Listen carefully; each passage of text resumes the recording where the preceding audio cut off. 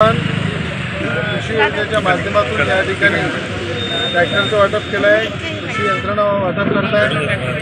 खरीप हंगामाच्या बैठकीमध्ये शेतकऱ्यांच्या सगळ्या समस्या, शेतकरी बियाणं, खतं, कीटकनाशक औषधी या नकली होऊ नये या संदर्भात अधिकाऱ्यांना निर्देश दिलेले आहेत। आणि मला असं वाटते शेतकरी जगला तर सगळेजण जगल, म्हणून शेतकऱ्यांची काळजी सगळ्यांनी घेतली पाहिजे।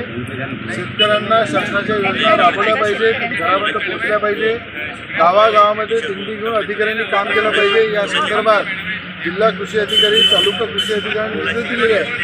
खरीप हंगामाच्या बैठकीमध्ये, पालकमंत्री बैठकीमध्ये कृषी सहाय्यक गावामध्ये जर नियोजन केलं नाही, गावामध्ये लोकांना, शेतकऱ्यांना योजना समजून सांगितल्या नाही, तर नक्कीच कृषी सहाय्यकाचं निलंबन करील, तालुका कृषी अधिकाऱ्यांवर कारवाई करील, जिल्हा कृषी अधिकाऱ्यांवर सुद्धा कारवाई करील। म्हणून सगळ्या अधिकाऱ्यांनी शेतकऱ्यांना जर चपला घासवल्या, पीक विमा योजनेच्या ऑफिसमध्ये चपला शेतकऱ्यांच्या घासल्या गेल्या, हे लक्षात ठेवा। या अधिकाऱ्यांचं निलंबन करून मंत्रालयाच्या चपला यांच्या घासाला लावीन। त्या ठिकाणी मंत्रालयामध्ये रिस्टेट करण्यासाठी त्या अधिकाऱ्यांना 100 वेळा मंत्रालयात यावं लागेल। म्हणून सुधरून जा आणि शेतकऱ्यांना मदत करा, शेतकऱ्यांना ताकद द्या, शेतकऱ्याच्या योजना गावापर्यंत पोहोचवा, असे निर्देश सगळ्यांना दिलेले आहेत। म्हणून सगळेजण याची ताकीद घेऊन कामाला लागतात।